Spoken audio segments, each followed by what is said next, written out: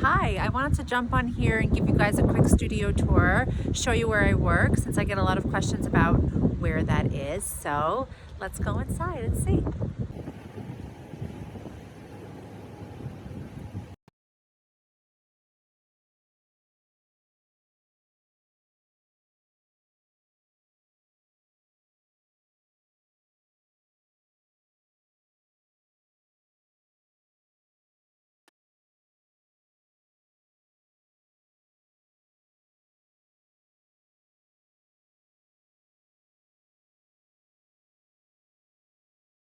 So up until about 3 years ago, I only ever worked from home. I never had a dedicated studio space either for my photography business or my art practice, which I just kickstarted again around that time.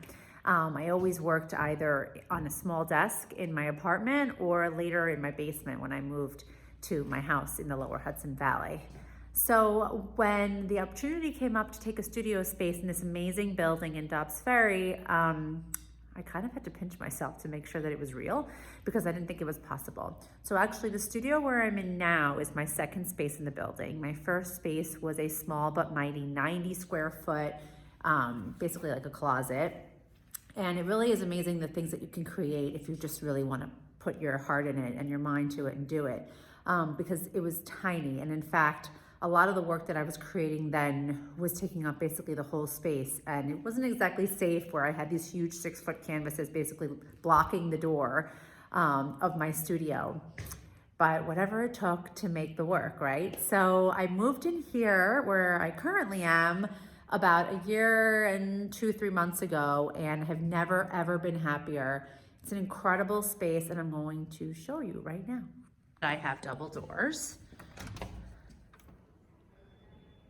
Makes it amazing to find, and also I just love the idea of having double doors. That's Joan, or Joni as I call her, my studio mascot. And I had these shelves built by my amazing handyman who helps me with all manner of things. I just really needed a space to put my stuff when I moved in here because everything was just kind of like in piles and it was a raw space.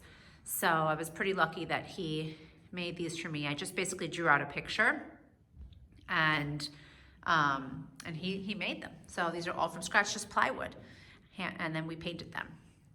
So here I have a collection of some of my favorite books. I can't keep all my books here because then I would have no place for my work. A lot of them are just like in boxes in my house, but here's some of my favorites. These are just things that I've been collecting over the years. Some of them, like this one from Hillmont Clint, was recently added. I keep bookmarks. I also sometimes write in the margin. Very important. Sage stick. Some other books. And then I have some knickknacks and things that were special. This was something my mom gave me. This is a gift from my sister. This actually is a papier-mâché mask that my grandmother made. That's her signature, and she always puts these little forget-me-nots in it.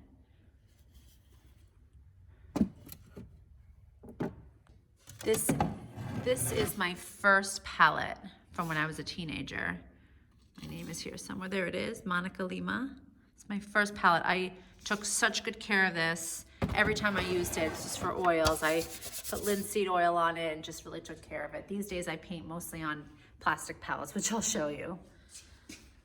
So here are some favorite pictures, test prints, more books, some shoes that I haven't sold yet. That's just like a whole lot of mess. Water bottles, hammers, tools, junk, all the stuff that I never want anybody to see, but that's the real stuff right there. Behind this print, that was a test print left over from a show from many, many years ago. Here's some more things that my grandma made. Those are just some also papier-mâché fish. Other things that I have here, special things. This obviously super special from last year, big surprise. Storage for some paintings. Some tubes back here. This is a gouache painting that I made when I took an art class when I first moved up to where I am now. That was fun to create. Drawing that I made in 1993. Another painting of mine. Inspiration board, current inspiration board. This is always evolving. So my inspiration board is always evolving. I have some things from my kids. My Art Market Hamptons badge from this year, some favorite photos that I've taken, Wi-Fi passwords and such. Some postcards from the Frick collection, an old palette that I decided to keep, test prints, small paintings and things that I made. That's from the Met, from the camp show. And let's go over here. This is a work table, kind of a mess right now. Just have some books that are open for inspiration, magazines that I enjoy, pictures, flyers from different shows that I've collected, and I have a lot of flyers that I've collected, and I just keep everything and then I toss them out as I don't need them anymore, but a lot of them I just keep filed. This is my old door. 413 was my very, very first studio, also in this building. Works on paper, jackets, canvases, and my workspace. Primarily actually three workspaces here in this studio, which actually has been super helpful for me for my practice because I can work on one side on smaller paintings and I have my table right here. And I also have this space behind me right here where I work on larger paintings. So first I'm gonna show you this shelf that the length of the shelf was actually the length of my entire studio when I was up in the 90 square foot space. And we moved the shelving down here and just gave myself another space to be able to work. And I do have an easel. And actually that easel is my very first easel from when I was 16 years old when I used to paint in my parents' house. But they brought it over to me here and it's really special for me to have it because it's been with me for a really long time, although I don't really want to age myself. So I'm gonna take you back here and show you this workspace. Different places where I keep my supplies. Of course, I have my carts that I can move around from corner to corner. I have a lot of paints stored on my shelves over here. And then here are some palettes. These are what I use for palettes these days because they're just easier to discard. And then I just reuse them. Like this one actually has a lot of layers. These are actually repurposed cracker containers. I try to reuse everything that I can to the extent possible. This, for example, those are like old tomato sauce jars, old water bottles, everything that I use really in my space gets reused. Here's a lot of old palettes too. And they kind of look cool, the palettes. This is actually really heavy. But I enjoy using these instead of the wood. They're easier to clean, they're easier to maintain, they're not expensive, and they're just very practical for me. It's another workspace. This was actually a glass table that was left to me by one of my neighbors in the building when he moved out, asked me if I wanted it, and it kind of created like this other little shelving that I have here.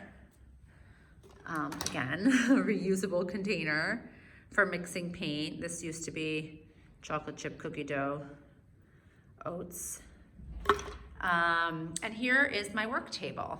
Anything smaller than 11 by 14 canvases, I'm doing that here at my work table. This is also where I work on my visual journal, which I've mentioned a couple of times before. If you guys follow me, then you know that I try to keep a very important part of my daily practice, which is working in my visual journal. And that's kind of where I get my ideas out, put them out on paper first before they make it to the canvas. And it's kind of like everything is my safe space, right? But it's really my safe place where I'm able to work on ideas that may not actually come, nothing may come of them, but at least they have a place to live in the meantime. So that's where I do that work, which is right here. I'll show you now. Many journals. just from so many years of doing this. And nothing gets thrown out. Everything gets saved because I feel like it's all worth it somehow.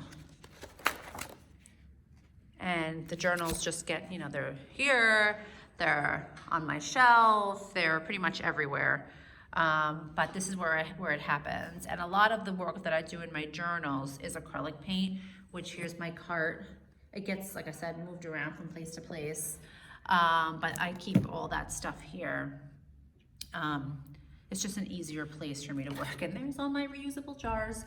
The labels don't always get ripped off, but everything from mayonnaise to honey to coconut oil. There's a place for it here.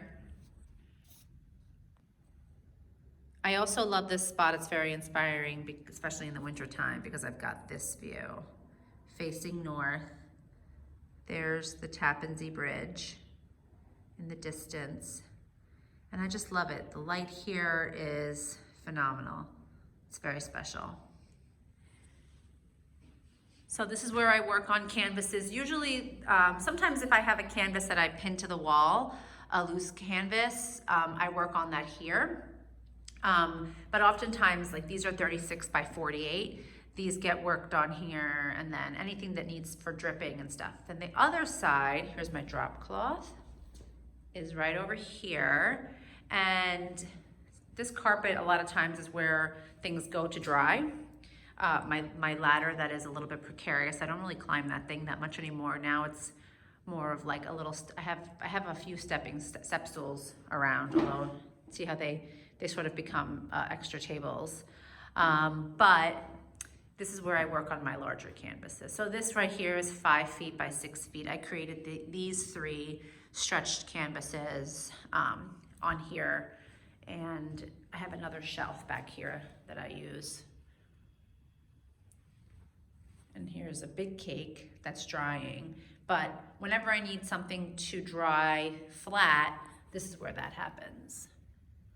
You can see that this has a lot of texture. So I can't really put this on the wall or anywhere else to dry. It's got to dry flat like this. Otherwise, all the paint is going to shift. And I just don't want to risk that. So this is a work in progress right here. Still not sure where it's going. Still not sure where it's going, but this idea was actually born in my journal. And I'll show you what I mean from this. So it started out with these colors, and I'm kind of going with that over here, but we'll see. Still to be decided, but I put a lot of layers on, and sometimes they start like with these drips and splashes, and then eventually, depending on, you know, where my head is at, they finish off like this with more layering and sort of that sculptural look that I have in so many of my paintings. This chair is where I sit to kind of contemplate my work. I bought this stool at an estate sale, and I just kind of sit here and put my feet up and take a look at my work, where it's going, if I have to step away from it. Sometimes I get so much in my own head that I have to really take a break. I also contemplate older work. This is an old acrylic painting that, I don't know how much of a life that piece is gonna have. It might get painted over. Sometimes I use the acrylic paint as a first layer, so jury's still out on that one. But I basically sit here and I contemplate, and then the nice thing is that I can turn my chair around and sit and face this way. So that's why this chair is always in the middle of the room.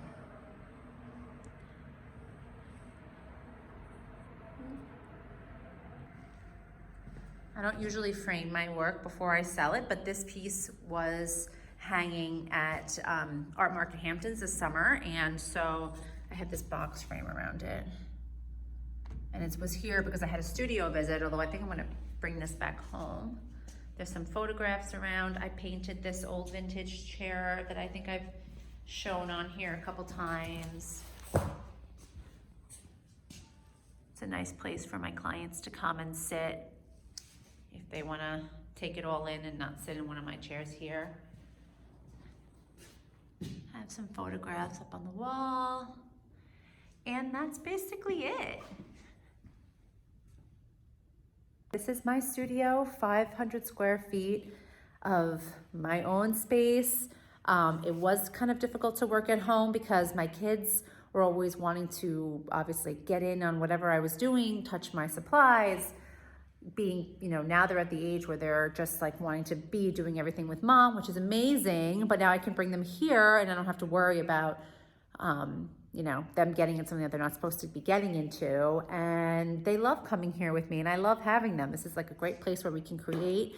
And they know that this is mom's special place outside of home, where I get to make the work that I'm fortunate enough to share with the world. So thank you. Any questions or comments, please let me know.